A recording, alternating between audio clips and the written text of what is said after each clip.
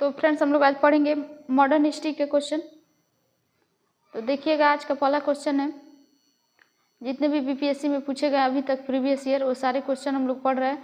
तो किस घटना के कारण गांधी जी ने असहयोग आंदोलन को वापस ले लिया था?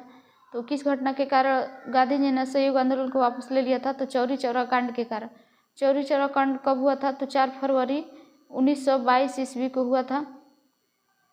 इसमें चौरी चौरा कांड में क्या हुआ था कि जो अंग्रेज पुलिसकर्मी था उसमें जो आंदोलनकारी थे वो गुस्से से आकर उनमें आग लगा दी, जिससे पुलिस चौकी में 22 से 23 जिंदा पुलिस जलकर मर गए थे। इसलिए गांधी जी ने जो असहयोग आंदोलन था उसको स्थगित कर दिया, कहा कि यह हमारी सबसे बड़ी भूल है।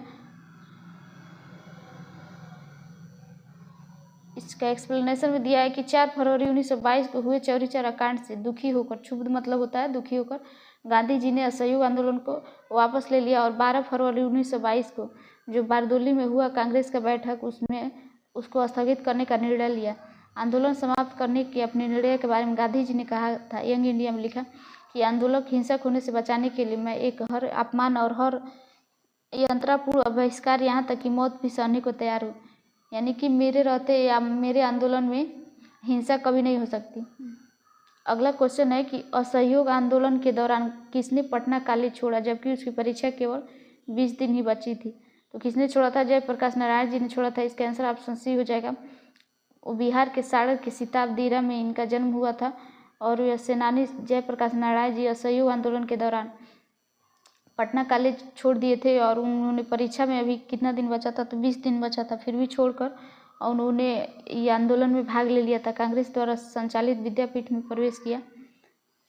अगला क्वेश्चन है कि 1921 के मोफला आंदोलन की जो शाखा थी वो किसकी थी? तो खिलाफत आंदोलन की थी। इसका आंसर ऑप्शन नहीं हो जाएगा। इसके एक्सप्लेनेशन में दिया है कि मोफला आंदोलन कब हुआ था? तो 1921 ईस्वी में केरल में हुआ था और मालाबार जिले में काश्तकारों के आंदोलन मुख्यतः लगान और बेदखली को लेकर था, यानी कि ज़बरदस्ती अंग्रेजों का कर लेना और लगान ज़्यादा करना, इसी को लेकर था। जमींदारी प्रथा ज़्यादा आगे बढ़ गई थी। जमींदार जब चाहते थे कि उन्हें भूमि से बेदखल कर देते थे, यानी कि जब उनका मन करता था तो उनसे भूमि से मालिक का हक छीन लेते थे और जब मनमाना चाहते थे तो जितना चाहे उतना लगान वसूल करते थे।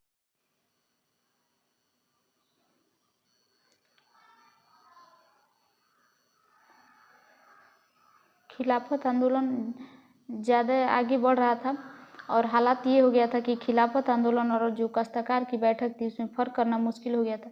इन दोनों आंदोलन एक दूसरे में समा गए थे। अगला क्वेश्चन देखिएगा कि 1920 से 22 के मध्य जो असहयोग आंदोलन हुआ था उसके दौरान भारत में जो बिहार राज्य था उसमें से एक थी कि उनकी जीत होगी, क्योंकि गांधी जी क्या थे? तो उनको गांधी जी को अंग्रेजों को हराने का तरीका पता था। इसका आंसर ऑप्शन सी हो जाएगा। इसका एक्सप्लेनेशन देखिएगा कि पूरा दिया है कि गांधी जी जो 1918 में गुजरात के अहमदाबाद में जो मिल मजदूरों की हड़ताल में सफल नेतृत्व किया था। तो मिल मजदूर किस लिए हुआ था? इनके बोनस को लेकर था। जो प्लेग बीमारी हुआ था तो उसमें जो मजदूरों का बोनस मालिक चाह रहे थे कि अब समाप्त कर दे, प्लेग बीमारी ख़त्म हो गई है तो, लेकिन मजदूर चाहते थे कि नहीं हम लोग का बोनस मिलता रहे, तो इसलिए ये लोग 50% मांग कर रहे थे बोनस के लिए, लेकिन मालिक देना नहीं चाह रहे थे। इसी का विद्रोह कर रहे थे वहाँ के मजदूर। तो गांधी जी वहाँ गए और आंदोलन करने के बाद मालिकों से 35% तक मजदूरों को बोनस दिलवाए थे। यही था अहमदाबाद का मिल मजदूर। देखिएगा आगे है कि 1920 में उनके द्वारा ब्रिटिश सरकार के साथ जो अहिंसक असहयोग में न सिर्फ वस्तु बल्कि भारत में अंग्रेजों द्वारा संचालित या उनकी मदद से जो भी संस्थान यानी कि विधायिका, न्यायालय, कार्यालय, स्कूल का बहिष्कार सारा शामिल था। इस कार्यक्रम में देश भर में जोश फूंक दिया था, यानी सारे देश के लोग एकजुट हो गए थे। विदेशी शासन का फंदा काट दिया, यानी अब अंग्रेजों को भागने का समय आ गया था। गांधी जी ने हिंदू और मुसलमानों को भी एक साथ मंच पर ला दिया। गांधी जी का महामानव के रूप में उदय उनके कार्यों के फलस्वरूप अंग्रेजी शासकों को भय उत्पन्न हो गया कि अब हम लोग को ज़्यादा दिन तक भारत में नहीं टिक पाएंगे। बिहार के लोगों में विश्वास उत्पन्न हुआ कि हमारी जीत होगी, क्योंकि गांधी जी हम लोग के साथ हैं और अंग्रेज़ों को कैसे हराना है या इस देश से भगाना है उनको तरीका पता है। तो गांधी जी ने रचनात्मक कार्यों के जरिए अन्य नेताओं के मुकाबले गांव में जो रह रहे थे लोग, उनको जैसे 90% तक जनता गांव में रह रही थी, आबादी में जागृति पैदा कर दी। यानी भारतीय राष्ट्रीय आंदोलन के खिलाफ जो गाँव में रह रहे थे लोगों में उत्साह भर दिया और स्वराज की मांग को मध्यवर्गीय आंदोलन स्तर से उठाकर देशव्यापी अदम्य जन आंदोलन का रूप दे दिया। तो इसलिए अब अंग्रेजों को लग रहा था कि हम लोग ज़्यादा दिन तक भारत में रह नहीं पाएंगे। अगला क्वेश्चन देखिएगा कि साराबंदी आंदोलन 1922 में किसके नेतृत्व में प्रारंभ हुआ था? तो सरदार वल्लभ भाई पटेल के नेतृत्व में प्रारंभ हुआ था। इसका आंसर ऑप्शन बी हो जाएगा। जो गुजरात का सूरत जिला है उसमें बारदोली में 1928 ईस्वी के बाद राजनीतिक गतिविधियों का केंद्र बन गया था। बारदोली के मेहता बंधु कल्याण जी और कुंवर जी तथा दयाल जी देसाई ने किसान के समर्थन में 1928 से आंदोलन चलाया और बाद में इसका नेतृत्व सरदार वल्लभ भाई पटेल ने किया। पटेल के नेतृत्व में 1928 में कोई कर नहीं साराबंदी आंदोलन चलाया गया था। और पता है कि कर न अदायगी का आंदोलन यानी कि कर नहीं देने वाले आंदोलन में गांधी जी ने इसके दौरान 1922 में बारदोली से चलने का विचार बनाया था, लेकिन चौरी चौरा घटना के कारण यह योजना स्थगित यानी रोक दी गई। बिहार लोक सेवा आयोग बीपीएससी ने त्रुटिवश साराबंदी आंदोलन कर न अदायगी की तिथि 1928 के स्थान पर 1922 लिखा है, जो गलत है। अगला क्वेश्चन है कि 1921 का मोफला विद्रोह कहाँ हुआ था? तो मोफला विद्रोह केरल में हुआ था। इसका आंसर ऑप्शन सी हो जाएगा। मालाबार के क्षेत्र में हुआ था 1921 ईस्वी में, जहाँ यहाँ पे काश्तकार थे, अधिकतर बटाईदार मुसलमान थे और जमींदार अधिकतर हिंदू थे। आंदोलन जमींदारों के शोषण के खिलाफ था। अगला क्वेश्चन है कि असहयोग आंदोलन के स्थगन संबंधी घटनाओं का सही क्रम स्थगित करें। कि क्रम वाइज करना है कि कौन सा घटना पहले हुआ है। तो चौरी चौरा में पुलिस गोलीकांड कब हुआ था? तो 4 फरवरी 1922 ईस्वी को हुआ था। और उग्र भीड़ द्वारा पुलिस थाना को जलाना और गांधी जी द्वारा आंदोलन का स्थगन करना, तो ये चौरी चौरा घटना के बाद हुआ था। और गांधी जी की गिरफ्तारी तो ये आंदोलन स्थगन के बाद हुआ था। तो देखिएगा इसका आंसर होगा। तो असहयोग आंदोलन में चौरी पहले हुआ था कि चौरी चौरा में पुलिस गोलीकांड, क्योंकि जब पुलिस ने आंदोलनकारियों पर गोली चला दिया इसलिए वहाँ पे जो भीड़ था उग्र हो गई और गुस्से में आकर पुलिस थाने में आग लगा दी। उसके बाद से जब गांधी जी को पता चला चौरी चौरा कांड के बारे में तो इन्होंने आंदोलन को स्थगित कर दिया, असहयोग आंदोलन को। उसके बाद से अंग्रेजों ने गांधी जी को गिरफ्तार कर लिया। तो इसका आंसर 1, 2, 3, 4 क्रम वाइज हो जाएगा। ये क्रम वाइज पहले से ही दिया हुआ है। तो इसका आंसर ऑप्शन ए में दिया है 1, 2, 3, 4। इसका आंसर ऑप्शन ए हो जाएगा। 4 फरवरी 1922 को गांधी जी में जो चौरी चौरा कांड हुआ था उसको बाद से असहयोग आंदोलन को रोक दिया था। कुछ पुलिस वालों ने उनके साथ दुर्व्यवहार किया। परिणामस्वरूप जुलूस में एक जत्थे ने पुलिस पर हमला बोल दिया और पुलिस ने गोली चलाई। फलतः भीड़ उत्तेजित हो गई और पुलिस पर हमला बोल दिया। सिपाही भागकर थाने में घुसे तो भीड़ ने थाने में आग लगा दी। इस घटना की खबर मिलते ही गांधी जी ने असहयोग आंदोलन को वापस ले लिया। 12 फरवरी 1922 को असहयोग आंदोलन समाप्त हो गया था और असहयोग आंदोलन के समाप्ति के बाद ही गांधी जी की स्थिति थोड़ी कमज़ोर हो गई। इस स्थिति का फायदा उठाकर 10 मार्च 1922 को उन्हें गिरफ्तार कर 6 वर्ष की सज़ा दे दी गई। तो ये क्वेश्चन पूछा था एक बार कि गांधी जी को असहयोग आंदोलन के बाद गिरफ्तार किया गया तो उनको कितने वर्ष की सज़ा हुई थी? तो 6 साल की सज़ा हुई थी। और कब गिरफ्तार किया गया था? तो 10 मार्च 1922 ईस्वी को। अगला क्वेश्चन है कि फरवरी 1922 में जो पुलिस चौकी में आग लगाने की घटना से संबंधित चौरी चौरा किस राज्य में है? तो उत्तर प्रदेश में है, गोरखपुर के पास। इसका आंसर ऑप्शन डी हो जाएगा।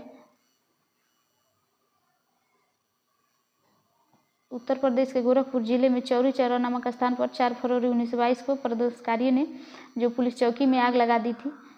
अगला क्वेश्चन है कि जो सिन्हा थे उन्होंने 1921 में कहाँ के गवर्नर पद से त्याग पत्र दिया था? तो 1921 में कहाँ के गवर्नर पद से त्याग दिए थे? तो बिहार और उड़ीसा से। इसका आंसर ऑप्शन ए हो जाएगा। सत्येंद्र प्रसाद सिन्हा ने, इनका जन्म कहाँ हुआ था? तो 24 मार्च 1863 ईस्वी को बंगाल के बीरभूम में रायपुर में हुआ था। और यह वर्ष 1908 ईस्वी में बंगाल के एडवोकेट जनरल के रूप में नियुक्त होने वाले पहले भारतीय थे।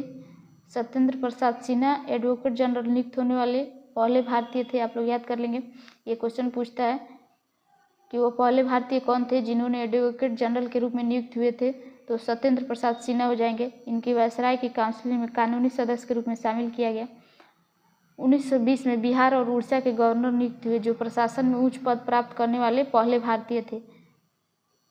स्वास्थ्य कारणों से इन्हें वर्ष 1921 में अपने पद से इस्तीफा दे दिया। 4 मार्च 1928 को इनकी मृत्यु हो गई थी। ये भी क्वेश्चन पूछा था कि इन्होंने इस्तीफा कब दिया था अपने पद से, तो 1921 ईस्वी में दिया था और 4 मार्च 1928 को इनकी मृत्यु हो गई थी। अगला क्वेश्चन है कि 1923 से 28 के काल में भारत की राजनीति में क्रांतिकारी कार्यविधियों की पुनरावृत्ति का कारण क्या था, तो गांधी जी द्वारा असहयोग आंदोलन का स्थगन था। इसका आंसर ऑप्शन बी हो जाएगा। 1922 के बाद जब असहयोग आंदोलन को गांधी जी ने रोक दिया और देश में किसी भी प्रकार की राजनीतिक गतिविधि के अभाव में बहुत से क्षमतावान समूह भंग हो गया, वो लोग निराश हो गए कि अब हम लोग को आज़ादी देश की कैसे प्राप्त करेंगे। देश में युवा गांधी जी थे, उनके नेतृत्व में अहिंसात्मक संघर्ष की राजनीति से भी असंतुष्ट थे। जितने भी युवा थे, जो गांधी जी ने कहा था कि हिंसा हम लोग नहीं करना चाहिए, इसलिए सारे युवा असंतुष्ट थे। ये रूस, चीन, आयरलैंड, तुर्की और मिस्र आदि में कहीं भी होने वाले क्रांतिकारी आंदोलन और विद्रोह से अनुप्राणित होकर यानी प्रेरित होकर हिंसात्मक माध्यम से ब्रिटिश शासन को उखाड़ फेंकने के लिए कोशिश कर रहे थे। इस कारण भारतीय राजनीति में क्रांतिकारी गतिविधियों की पुनरावृत्ति का काल माना जाता है। अगला क्वेश्चन है कि स्वराज दल की स्थापना किसकी असफलता के बाद हुई थी, तो असहयोग आंदोलन की जो असफलता है, मतलब यानी कि असहयोग आंदोलन जब स्थगित हो गया, तो इसके बाद से क्रांतिकारियों ने स्वराज दल की स्थापना की। इसका आंसर ऑप्शन ए हो जाएगा। स्वराज पार्टी की स्थापना किसने की थी, तो चित्तरंजन दास और मोतीलाल नेहरू ने किया था 1923 ईस्वी में। चित्तरंजन दास इसके अध्यक्ष थे और सचिव कौन थे, तो मोतीलाल नेहरू। इन्होंने अपने कांग्रेस के विभिन्न हिस्सों में प्रचारित किया और साथ ही अहिंसा और असहयोग के प्रति वचनबद्धता को दोहराया कि यानी हम लोग भी अहिंसा का पालन करेंगे। स्वराज दल की स्थापना किसने की थी, तो चित्तरंजन दास और मोतीलाल नेहरू ने। इसका आंसर ऑप्शन डी हो जाएगा। आगे रिपीट है क्वेश्चन कि 1923 में स्वराज पार्टी का गठन किसने किया था, तो चित्तरंजन दास और मोतीलाल नेहरू। इसका आंसर भी ऑप्शन सी हो जाएगा। स्वराज पार्टी की गठन कब हुआ था, यानी किसकी असफलता के बाद, तो असहयोग आंदोलन की असफलता के बाद। इसका आंसर ऑप्शन ए हो जाएगा। अगला क्वेश्चन है कि 1922 में गया में इंडियन नेशनल कांग्रेस के अधिवेशन के अध्यक्ष कौन थे, तो चित्तरंजन दास थे। इसका आंसर ऑप्शन ए हो जाएगा। 1922 में जेल से छूटने के बाद जो चित्तरंजन दास थे, वो गया में एक कांग्रेस सम्मेलन के निर्वाचित अध्यक्ष नियुक्त हुए थे। और असहयोग आंदोलन की समाप्ति के बाद देशबंधु ने सभा प्रवेश कार्यक्रम के जरिए जैसे सभाओं के भीतर से असहयोग और भारतीय राजनीति को नया आयाम देने का प्रयास किया, परंतु सी राजगोपालाचारी, वल्लभ भाई पटेल और राजेंद्र प्रसाद, एन.जी. रंगा, अयंगार आदि नेताओं ने परिवेश में करके जो परिषद था और उस नीति का विरोध किया था। इस अधिवेशन में काउंसिल प्रवेश न लेने का प्रस्ताव हुआ। फलस्वरूप चित्तरंजन दास ने त्याग पत्र दे दिया और उसके उपरांत उन्होंने कांग्रेस के भीतर से स्वराज पार्टी की स्थापना की। अगला क्वेश्चन है कि भारतीय राष्ट्रीय कांग्रेस के 1922 में आयोजित गया के अधिवेशन के अध्यक्ष कौन थे, तो चित्तरंजन दास थे। इसका आंसर ऑप्शन ए हो जाएगा। अगला क्वेश्चन है कि अतः सदैव सहमति के साथ और अक्सर वाणिज्य मंडल के निर्देशों पर भारत सरकार चलती है, इसे व्हाइट मैन बर्डन कहा जाता है। तो व्हाइट मैन बर्डन किसको कहा जाता है, सच्चिदानंद सिन्हा को कहा जाता है। इसका आंसर ऑप्शन सी हो जाएगा। अगला क्वेश्चन है कि साइमन कमीशन भारत पहली बार कब आया था, तो 1928 ईस्वी में आया था। और इसका गठन कब हुआ था, तो 8 नवंबर 1927 को गठन हुआ था। लेकिन यह आया कब था, तो 1928 ईस्वी में आया था। 1919 के जो एक्ट था उसको 10 साल बाद इसकी समीक्षा करना था, लेकिन ये 2 साल पहले ही, यानी कि 1919 है तो 10 साल बाद 1929 में आना था, लेकिन ये 1927 में भी इसका नियुक्ति हो गया। और इसकी अध्यक्षता किसने किया था, तो जॉन साइमन ने किया था, इसलिए इसका नाम साइमन कमीशन